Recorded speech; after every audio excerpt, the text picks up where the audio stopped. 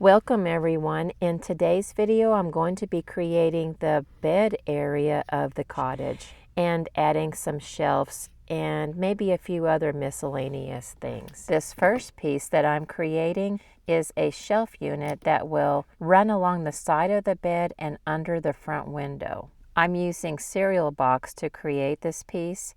I sanded the printed side of the cereal box to help rough it up. That will help the glue grab better. For the unit itself, I'm trying to make it look like paneling. I want it to look like it was paneling that was painted over, and I think I'm going to paint it blue. And then the top, I'm going to leave it wood grain. With this cottage, I really don't have any pre-planned plans of how I want it to look.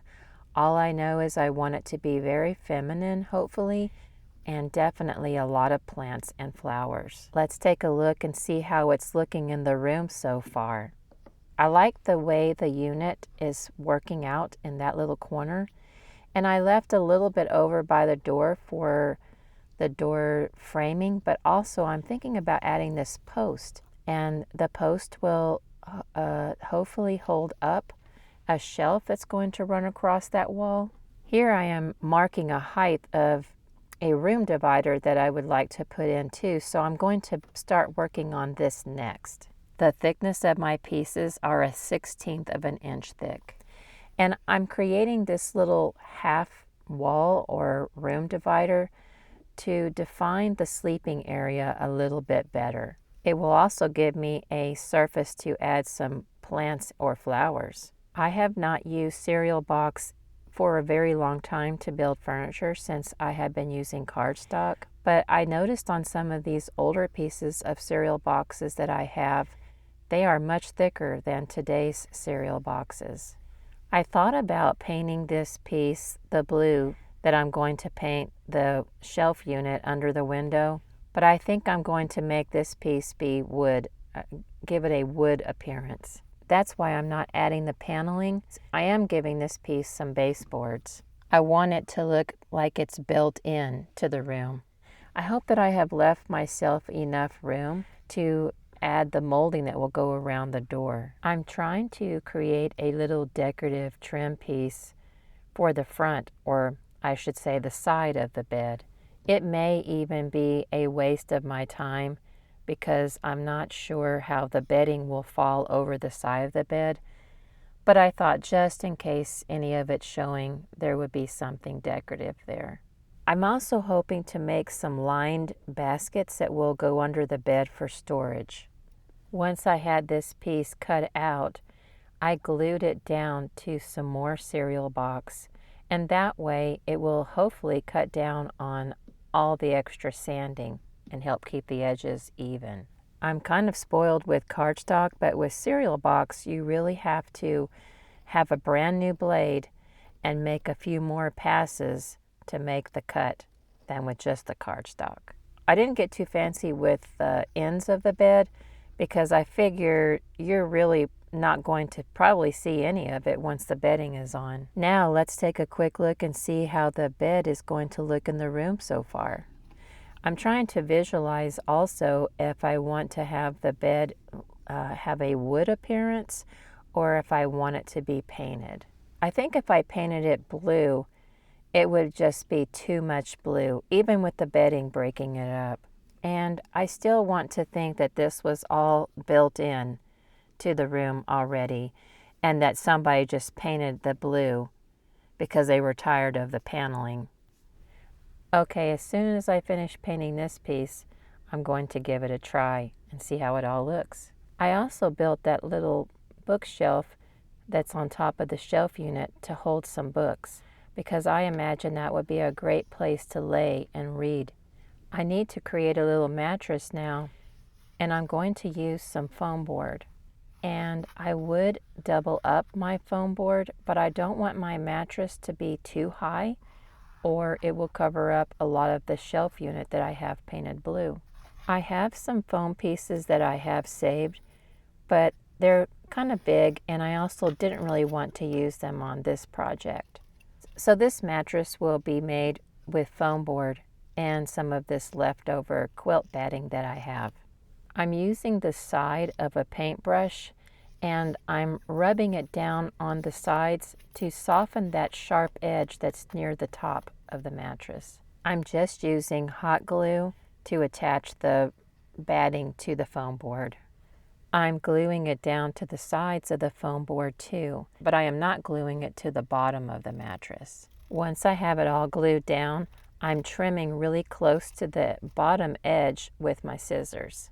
I cut a piece smaller than the top of my mattress just to add a little extra fluff, and then a really skinny piece just to make it super fluffy and comfy. I have some fabrics that I have set aside for this project, and I like this piece, but I don't want the bright yellow for the bedding, so I turned it over, and I'm going to have the wrong side be the outside. And I'm trying to make sure to keep the fabric very flat when I'm gluing it over onto the bottom of the mattress to help eliminate bulk, so it won't look bulky when it gets glued down to the bed. I just had to keep messing with it, and I'm pretty happy with how flat I got it. It took me longer than it normally used to, but I haven't made anything with fabric like this in a while, so I was out of practice. And I know what you're thinking, that it was a waste for me to paint the wood all over the top of the bed top, but I think I was just getting into it. I figured if I had to paint a half an inch inward, I might as well just paint it all. Okay, now I need to check the mattress height and make sure it's not too high up and hiding all of my my shelf unit.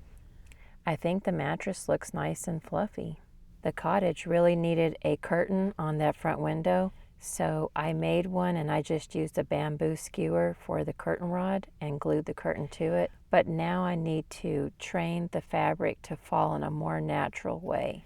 So I'm using a piece of foam board, and I'm pinning the curtain down to it to look more natural. Once I have all of the folds of the curtain just the way I like it, I'm going to take it outside and give it a good coat of hairspray. And once that's dry, I give it another coat of hairspray and let it dry.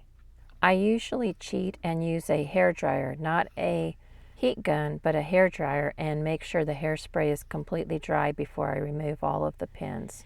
And here is how it looks glued into the room. I think it will really help give some privacy. Unfortunately, I had one of those moments where I thought I hit record and didn't, but I added a small shelf above the bed and this long shelf on the back wall, or the front wall of the cottage. And then I added that center support beam that went under the middle of the shelf. Now onto the bedding. And I want to let you know up front that this is the first time I made bedding this way. But I want this bed to look not made. I want it to look like someone had been in it relaxing, or maybe didn't make it from the night before. I use this Elmer's glue stick, and it works really well on fabric, and it holds forever, just like the hairspray.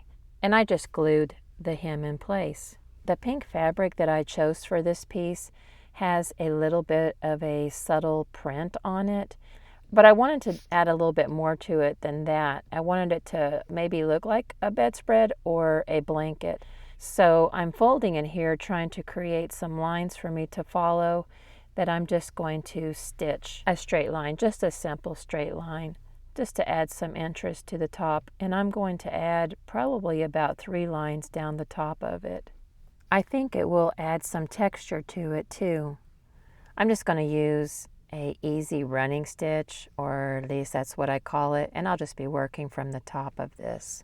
This is highly inspired by some videos I've been looking at lately where they're doing slow stitching, and it looks so fun to me, and I just wanted to incorporate it somehow into this project.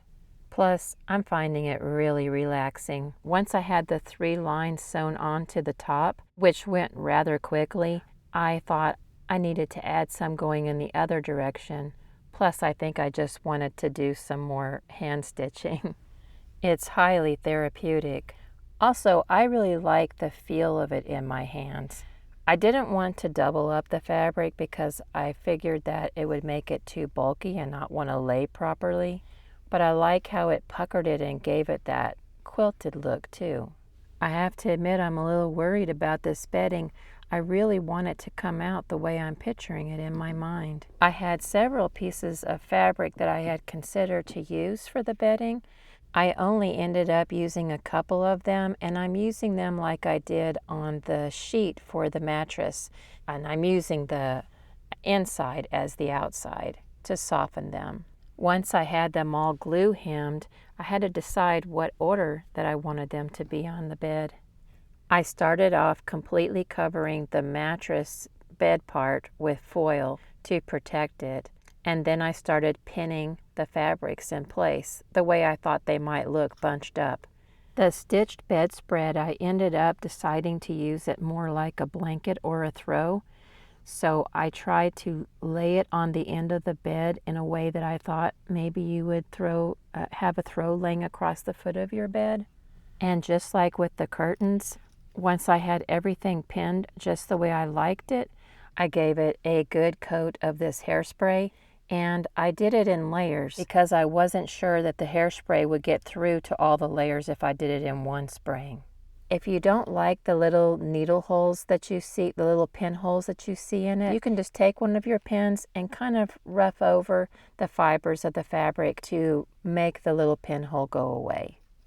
Once again, when I'm sure everything is dry, I remove everything, all the pins. Then I remove the foil, and I'm laying all of the covers back onto the bed the way that I had them pinned. I ended up deciding not to use all of the covers, and now I am attaching the yellow sheet.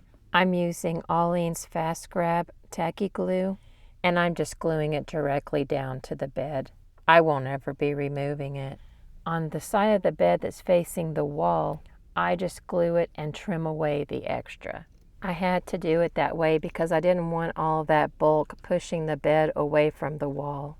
I was able to push this throw at the end of the bed up just a little bit more than where I originally had it because I didn't end up using all of the covers. I'm very pleased with the way the bedding turned out. Now I need to place the bed in the room and see how it looks. I think it looks so cozy. Now it needs a nice big puffy pillow to lean up against. While looking through my fabrics, I found this blue fabric that had some flowers on it. I'm stuffing my pillow with these plastic pellets that I picked up at Hobby Lobby a long time ago, but I'm sure that they still sell something very similar to it. Then I glue the opening of the pillow closed with some glue.